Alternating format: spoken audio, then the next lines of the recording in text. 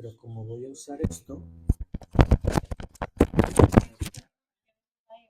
es que se mueve la pila. Bueno, hay que cambiarlo. No, son nuevas.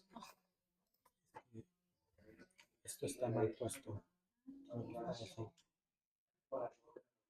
ahora. No sabes que ahí está. ¿Te parece? Bueno, ya está grabando. Y aquí ya. Vale. Sí.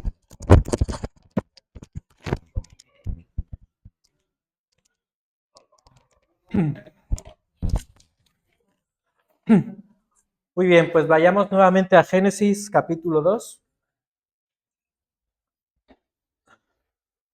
Génesis capítulo 2, versículos 4 al 17.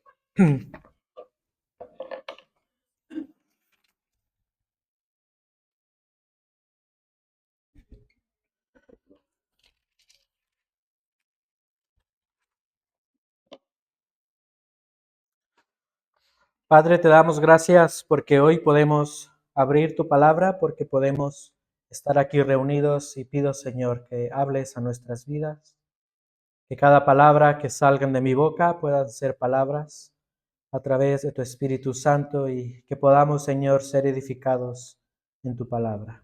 En Cristo, amén.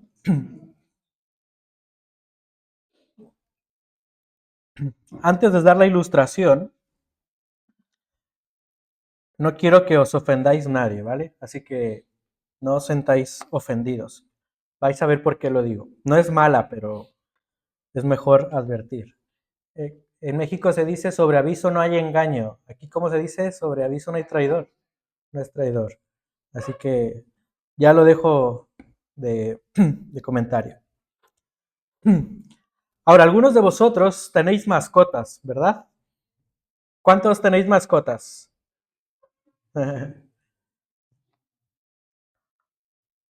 Ahora, tu mascota es una mascota muy cariñosa, muy tierna, que solamente quiere estar contigo, o es muy agresivo o agresiva, o de verdad no quiere saber nada de nadie.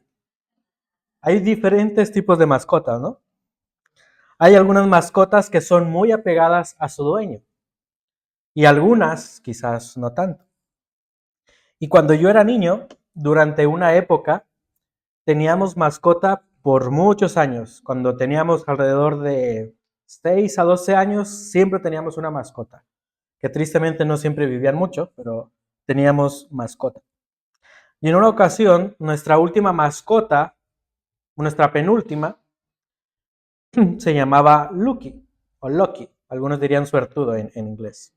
Era un perro muy fiel, era un perro que nos encantaba. Era la primera vez que teníamos una raza grande y era un perro que cuando lo sacabas a la calle todos lo miraban de que, wow, qué bonito perro. Era un perro que para nosotros era muy, muy especial. Y cada vez que mi padre salía en la mañana para ir al trabajo, Lucky se despertaba, iba corriendo por todo el pasillo, como era una casa, salía corriendo hasta que mi padre se iba. Y él estaba ya atento, él nada más escuchaba las llaves y corría hacia la puerta para despedir a mi padre.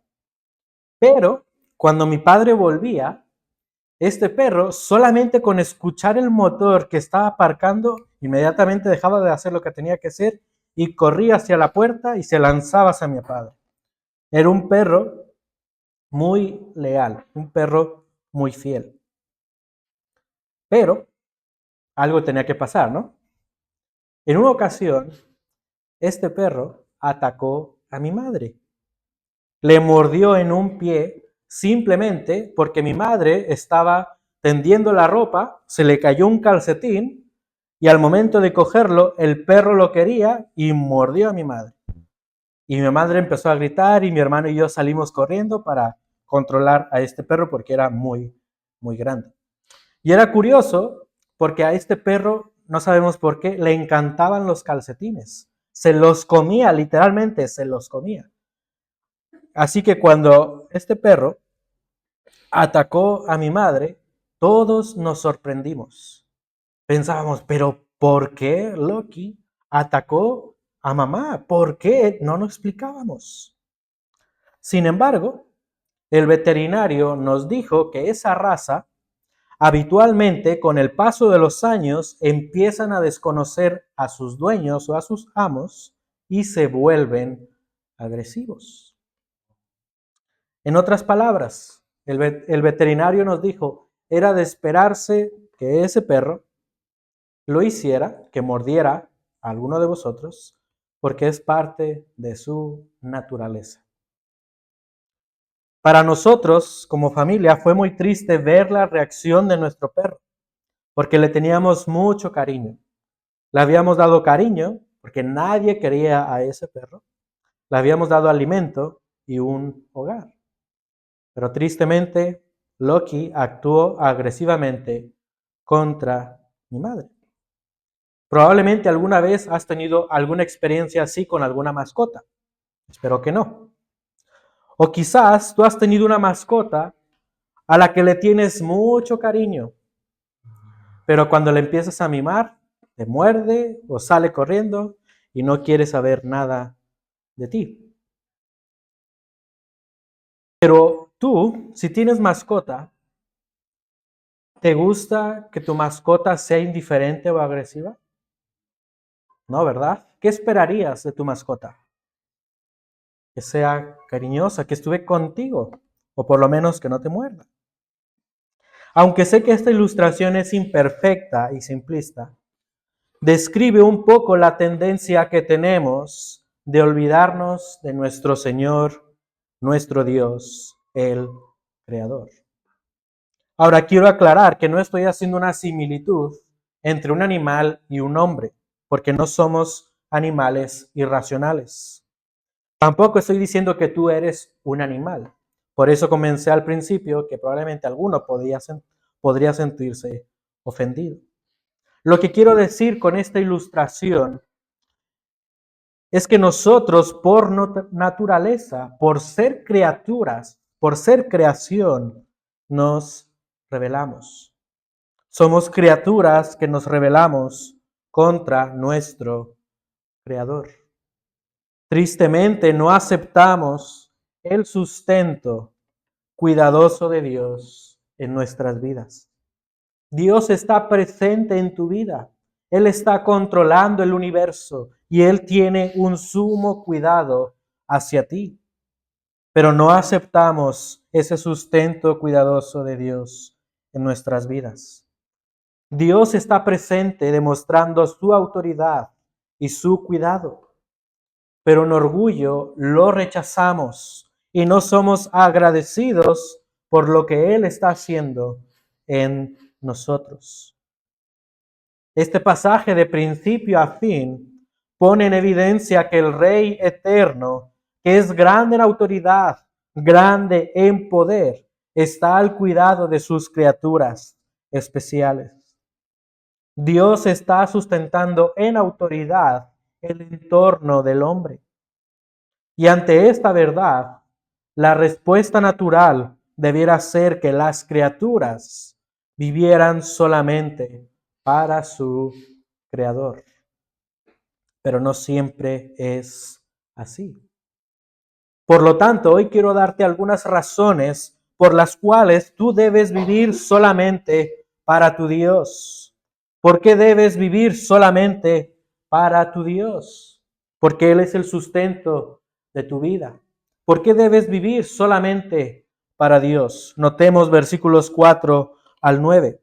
Estos son los orígenes de los cielos y de la tierra cuando fueron creados, el día en que el Señor Dios hizo la tierra y los cielos. Y aún no había ningún arbusto del campo en la tierra, ni había aún brotado ninguna planta del campo, porque el Señor Dios no había enviado lluvia sobre la tierra, ni había hombre para labrar la tierra. Pero se levantaba de la tierra un vapor que recaba toda la superficie del suelo. Entonces el Señor Dios formó al hombre del polvo de la tierra y sopló en su nariz el aliento de vida, y fue el hombre un ser viviente.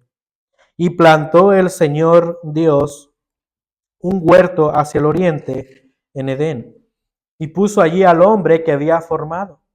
Y el Señor Dios hizo brotar de la tierra todo árbol agradable a la vista y bueno para comer.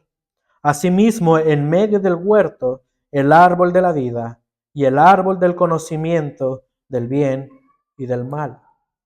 Estos versículos nos demuestran que debemos vivir solamente para Dios, porque Él te creó con cuidado. Estos primeros versículos relatan la creación del hombre. Y es importante notar que el relato de la creación en general es el punto clave de los orígenes de los cielos y de la tierra. La semana pasada hemos dicho que en realidad el versículo 4 comienza un nuevo cambio en la historia, demuestra un énfasis. Esta frase, los orígenes, es una frase que se menciona continuamente en el libro de Génesis. Por ejemplo, Génesis 5:1. Este es el libro de las generaciones de Adán. Generaciones es lo mismo que orígenes. En el hebreo es Toledoth. Ahora, Génesis 6:9. Estas son las generaciones de Noé. De manera que la frase los orígenes de los cielos y de la tierra habla un cambio, un enfoque en la tierra. Mientras que Génesis capítulo 1 tiene un enfoque muy global, la creación en general, a partir del versículo 4 del capítulo 2 hasta el terminar toda la Biblia, el énfasis está en la tierra y sus habitantes. Y en estos versículos, Moisés relata nuevamente la creación del hombre, pero ahora lo hace de una forma más detallada. Pero quiero que veas que cuando Moisés está hablando sobre la creación del hombre, primeramente él menciona las condiciones previas a la creación. Nota lo que dice el versículo 5. No había ningún arbusto del campo de la tierra, ni había aún brotado ninguna planta del campo. Versículo 5 al final, ni había hombre para labrar la tierra. No había quien mantuviera la creación. Así que es evidente que Dios está organizando el hábitat para que sea habitado por sus criaturas especiales. Ya lo hemos visto en Génesis capítulo 1. De manera que el versículo 5 y 6 nos enseñan que la creación del hombre no fue algo por arte de la casualidad. La creación del hombre fue planificada cuidadosamente por Dios. Él esperó el momento preciso para crear al hombre. Que el hombre fuera creado minuciosamente, cuidadosamente por Dios, le da un significado a su existencia. Y ese significado no se encuentra en el hombre, se encuentra en su Creador. Pero nota que no solamente Moisés menciona las condiciones del entorno antes de la creación. Moisés posteriormente menciona las acciones de Dios. Nota versículo 7. Entonces el Señor Dios formó al hombre. Nota que dice, el Señor Dios formó al hombre. Versículo 7. Sopló en su nariz. Versículo 8. Plantó el Señor Dios un huerto. Versículo 9. Y el Señor Dios hizo brotar de la tierra. Así que Dios está mencionando el entorno del hombre, pero a su vez cómo está actuando en ese entorno para crear a sus criaturas especiales.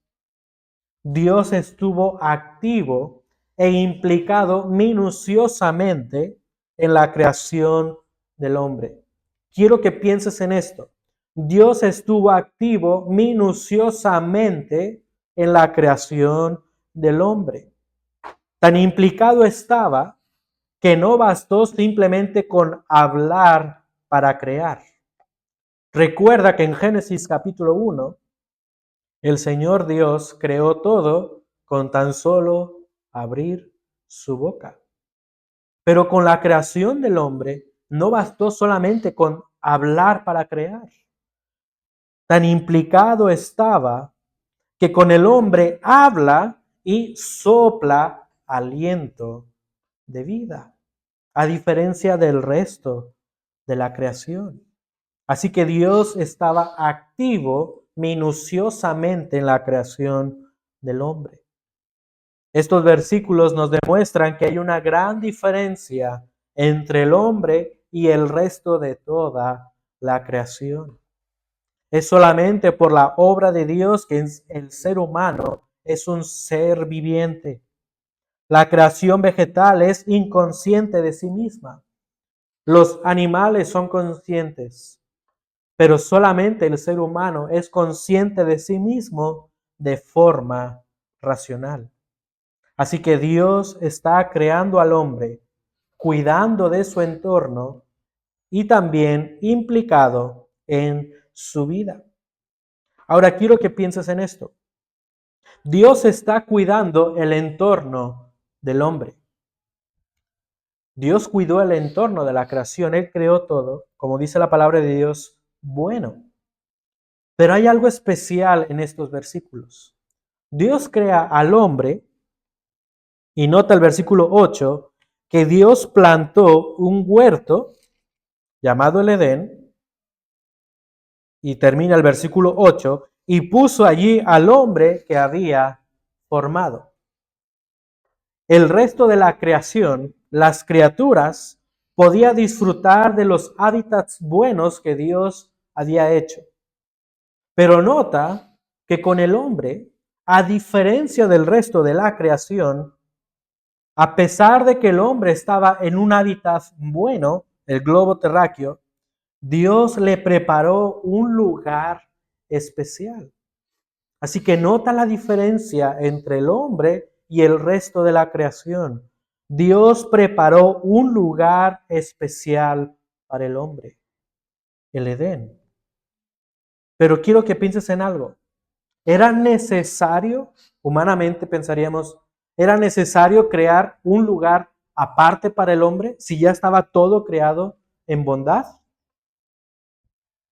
Diríamos a simple vista, pues parece ser que no. Pero Dios tenía un plan especial para el hombre. En este lugar, Dios hizo brotar árboles agradables a la vista y buenos para comer. Versículo 9. El Señor Dios hizo brotar de la tierra todo árbol agradable a la vista y bueno para comer. En este lugar especial, incluso Dios caminaba con sus criaturas especiales, tal como dice Génesis 3:8. De manera que en el Edén, Dios está dando dos bendiciones hacia sus criaturas especiales.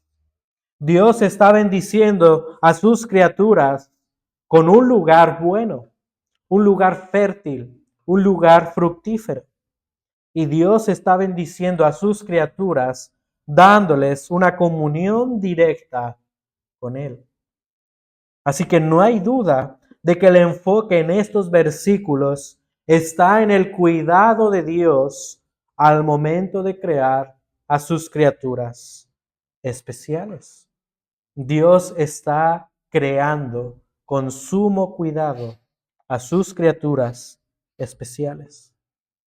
Pensar en esto debe impulsar en nuestras vidas a estar agradecidos con nuestro Creador, porque a Él no se le escapó nada.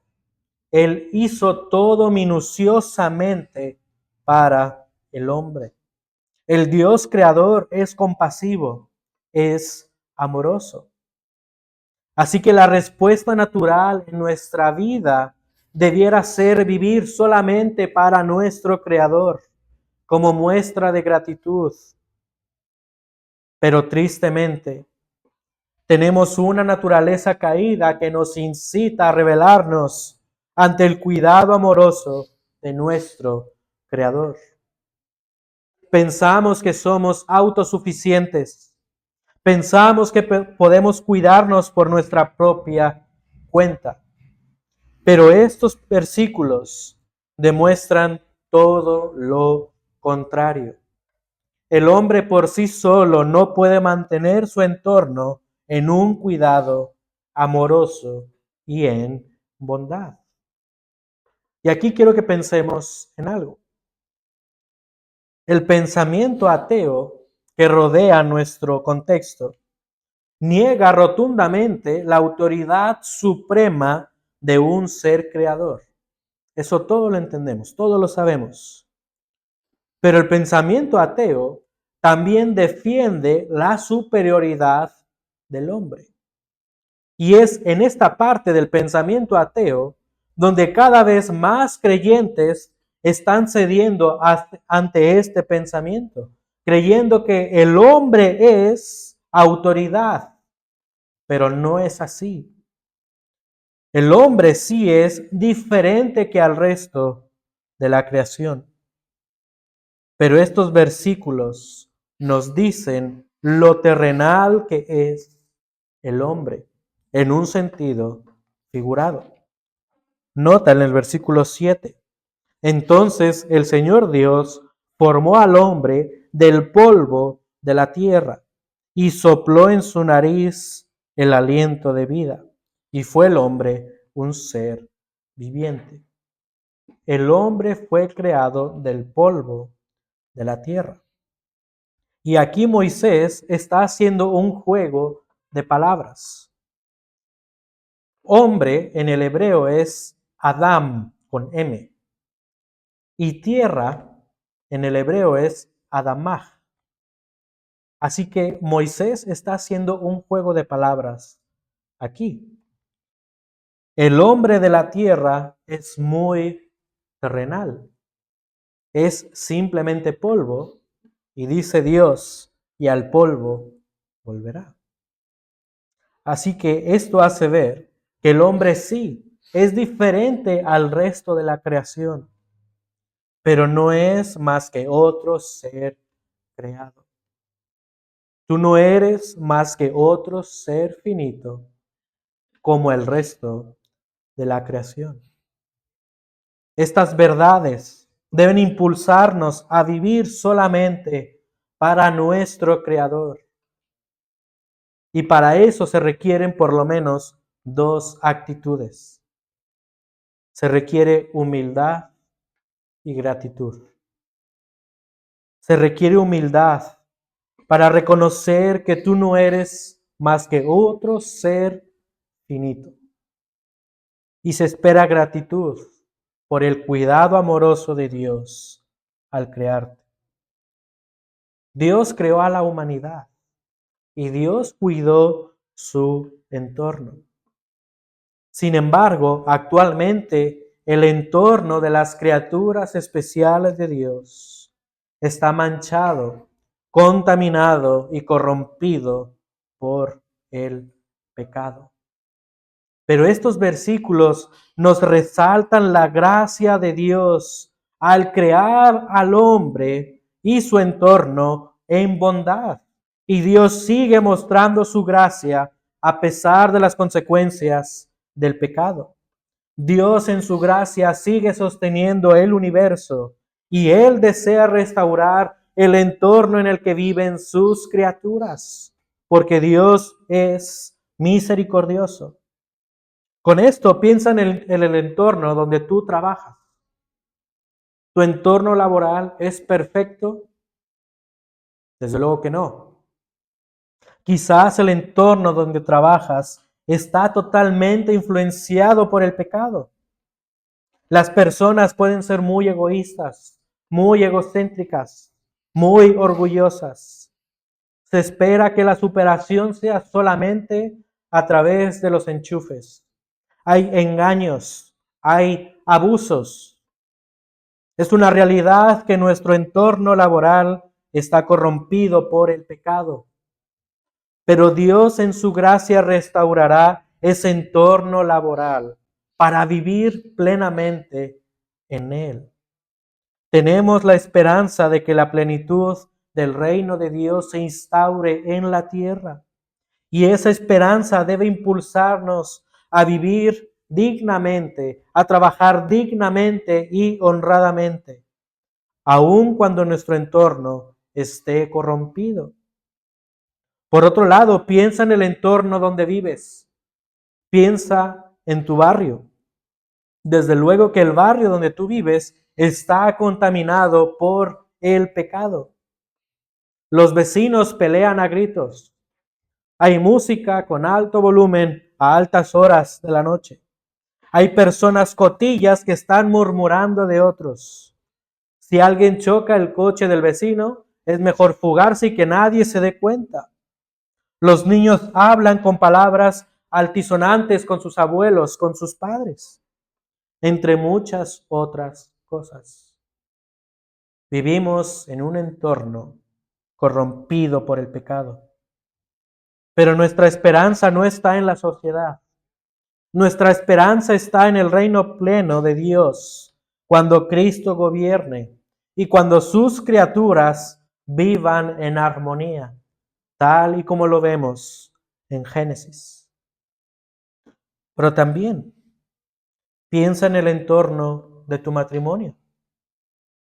Probablemente tu matrimonio no es un reflejo de la relación sacrificial de Dios con su pueblo. Y eso se debe a una sola razón: el pecado. Ya sea orgullo, ya sea egocentrismo. Pero quizás en tu hogar hay gritos, hay quejas, hay pleitos, disensiones. Pero tienes la esperanza de que Cristo puede restaurar tu vida y tu matrimonio. Dios te ha creado. Dios creó un entorno perfecto para sus criaturas, pero ese entorno ha sido corrompido por el pecado. Pero eso no quiere decir que Dios ha dejado a sus criaturas. Dios tiene el deseo de restaurar a sus criaturas y su entorno. Recuerda que Dios está sustentando en autoridad el entorno del hombre. Y aunque ese entorno está corrompido por el pecado, tienes la esperanza de que Dios lo restaurará. Y así podrás disfrutar plenamente, en gratitud, lo que Él ha hecho por ti. De manera que tu esperanza está absolutamente en Dios, no en ti. Vive solamente para tu Creador, porque Él te cuida y porque Él restaurará todas las cosas cuando el Rey vuelva. Tú no puedes cambiar tu entorno de una forma sustancial. Sí, tú puedes ayudar a cambiar el entorno donde vives, tu matrimonio o tu trabajo, pero eso es de forma limitada. Se requiere más que simplemente cambiar acciones. Se necesita un cambio interno, un cambio del corazón. Y esa obra solamente la puede hacer nuestro Dios a través del poder del Evangelio. Y por todos estos versículos podemos ver que Adán tenía que humillarse ante su Creador. Adán tenía que agradecer a Dios por el cuidado que estaba teniendo hacia él. Tú también debes humillarte ante tu Creador. Tú también tienes que agradecerle por el cuidado que Él está teniendo hacia ti y hacia tu familia. Y si aún tú no te has humillado ante tu Creador, hoy puedes dar ese paso. No seas rebelde. Humíllate ante tu Creador, porque Él te ha creado con sumo cuidado. Reconoce que eres simplemente otro ser finito. Reconoce que tú no puedes sustentar el entorno de tu vida.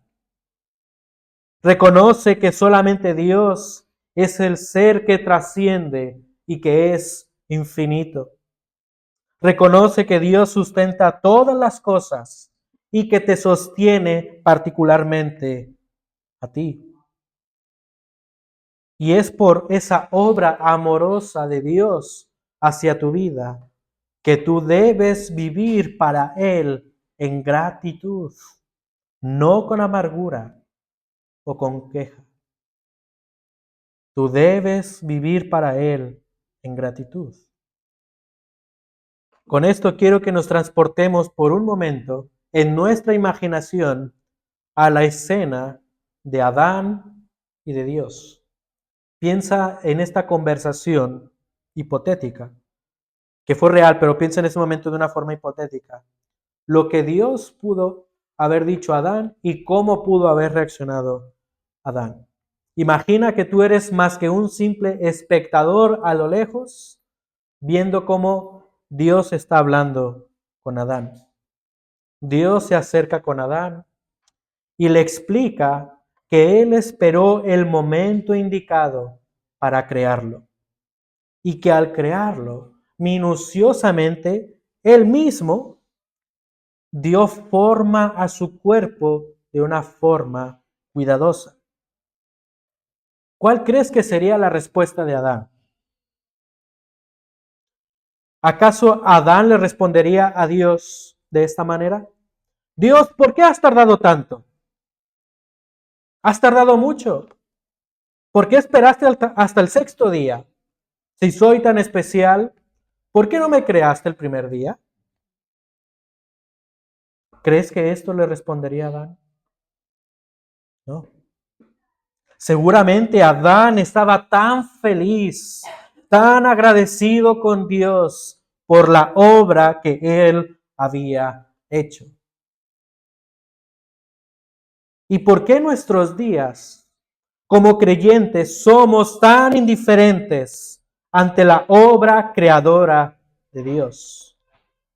¿Por qué nuestros días somos tan ingratos ante Dios? Tristemente somos indiferentes al pensar que Dios nos creó. Simplemente lo damos como un hecho. Bien, Dios nos creó y bueno.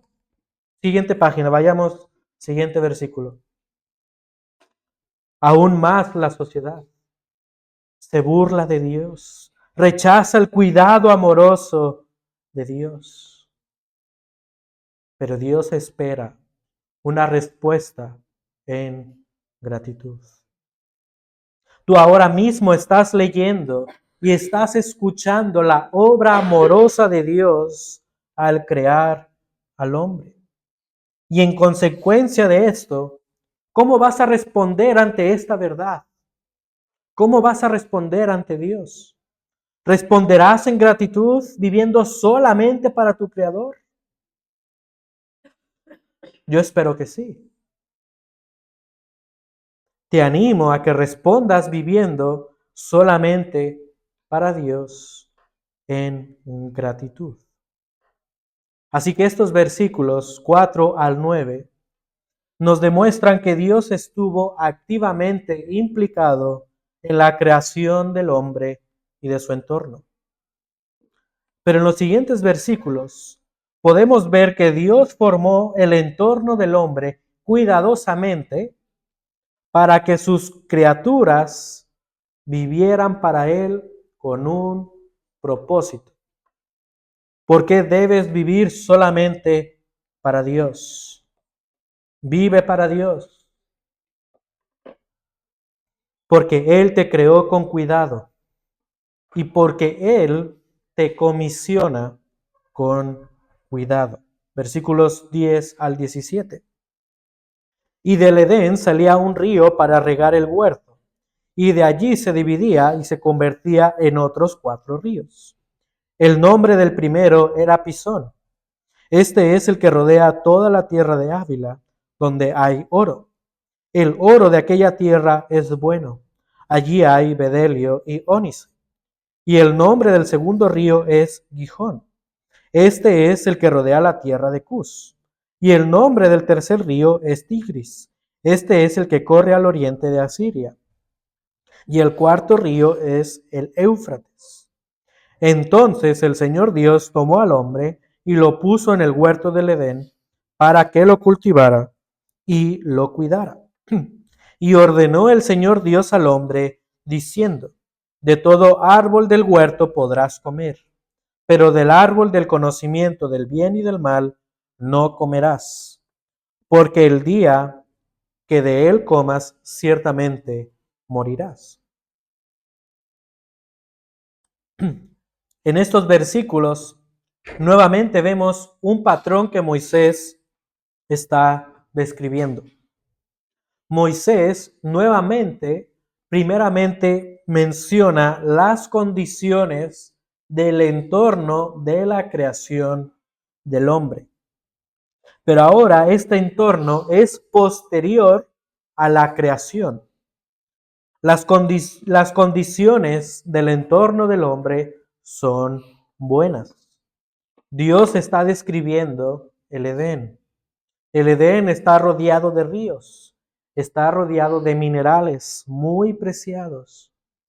Así que es evidente que Moisés quiere relatarnos el cuidado de Dios sobre el entorno de sus criaturas especiales. Dios es el Rey eterno que controla el entorno de sus criaturas. Y Dios está activamente cuidando amorosamente a sus criaturas. Pero vemos que aquí también les está dando una comisión. Vemos que Dios explica el entorno y posteriormente vemos acciones de Dios. Nota los versículos 15. Entonces el Señor Dios tomó al hombre, lo puso, está actuando Dios. Versículo 16. Y ordenó el Señor Dios al hombre, de todo árbol del huerto podrás comer, pero del árbol del conocimiento del bien y del mal no comerás. Así que nuevamente Dios está actuando. Dios está ordenando a sus criaturas a una labor muy importante. Dios está diciendo a sus criaturas que ellos deben cuidar y cultivar el huerto del Edén. Pero nota que este huerto no es todo el Edén. El huerto estaba en el oriente. Esto es lo que nos dice el versículo 8. Así que el Edén era un lugar muy amplio y dentro del Edén había un huerto, un lugar apartado para que cumplieran la tarea de cultivarlo y cuidarlo. Y hay algo muy importante con estas dos palabras. Cultivar en el hebreo es trabajar. Pero en muchos versículos, este verbo en el Antiguo Testamento se usa para servir. Por otro lado, cuidar en el hebreo quiere decir mantener en una posición o estado algo. Mantener el estado de algo. Así que Adán tenía que servir en el huerto del Edén para mantener su estado. Y de hecho, Moisés en otra ocasión vuelve a usar estos dos verbos de una forma similar. Quiero que vayas a Números 3, versículos 5 al 8. Números 3, versículos 5 al 8. Entonces habló el Señor a Moisés diciendo, haz que se acerque la tribu de Leví y ponlos delante del sacerdote Aarón para que le sirvan. Así que de entrada, ¿a quién está hablando Moisés en Números 3, 5 al 8? A los futuros sacerdotes, ¿verdad? Nota lo que les dice. Se encargarán de las obligaciones para con él y para con toda la congregación delante de la tienda de reunión, para cumplir con el servicio del tabernáculo. Y nota versículo 8, y guardarán, misma palabra que aparece en Génesis, guardarán también los utensilios de la tienda de reunión, junto con las obligaciones de los hijos de Israel, y nota, para cumplir con el servicio del tabernáculo. Estas palabras, guardar y cumplir, son las mismas que Moisés está diciendo en Génesis capítulo 2 sobre cultivar y cuidar el Edén. En Números podemos ver que Dios está ordenando a los sacerdotes que guarden y que cumplan el servicio en un lugar especial. ¿Cuál era este lugar? El tabernáculo. Dios separó a los hijos de Aarón para servir en un lugar apartado. Había un lugar en el que solamente podía entrar el sumo sacerdote. Era el lugar santísimo. Pero ¿esto qué tiene que ver con Génesis? ¿Qué es lo que Dios está comunicando en Génesis capítulo 2 cuando le dice a Adán que cultive y que cuide el huerto del Edén? Dios está separando a Adán para servir en un lugar especial. Dios está separando a Adán para servir en un santuario dentro del Edén. Y esto es a lo que muchos le llaman el servicio sacerdotal de Adán. Así que Dios tenía algo muy especial para el hombre. La primera tarea que Dios comisiona a sus criaturas es la de servirle y la de guardar su palabra. Adán es un gobernador, como hemos visto en el capítulo 1. Pero en el capítulo 2 vemos que Adán también es un sacerdote. La comisión de Adán se centraba en interceder para que se cumpliera la palabra de Dios. De aquí la importancia del por qué Adán es el representante de la raza humana. De aquí la importancia del por qué Dios considera que Adán pecó, siendo que Eva, primeramente, comió del árbol. Porque Adán tenía que cumplir, que guardar la palabra de Dios. Tenía que proteger que los demás cumplieran con este mandato. Adán tenía que estar en el lugar apartado del Edén, en el santuario del Edén, para cuidar que se cumpliera el mandato de Dios. Así que considera esto. Esta comisión de Adán era sumamente especial, era sumamente honrosa. Pero como veremos en los próximos capítulos, Adán no cumplió con su comisión y no guardó el santuario. Pero lo que vemos en estos versículos es que Dios está bendiciendo cuidadosamente a sus criaturas. Pero el pecado afectó y distorsionó esas bendiciones. ¿Qué bendición para Adán? Era proteger el huerto del Edén para que se cumpliera la palabra de Dios. Pero esa bendición fue afectada por su pecado. Solamente por la esperanza del descendiente de la mujer, la humanidad puede ser restaurada. Génesis 3:15 menciona Dios: pondré enemistad entre tú y la mujer, y entre tu simiente y su simiente. Él te herirá en la cabeza, el descendiente te herirá en la cabeza, y tú lo herirás en el calcañar. Ese descendiente de la mujer es el postrer Adán, Cristo. Cristo es el rey y sacerdote.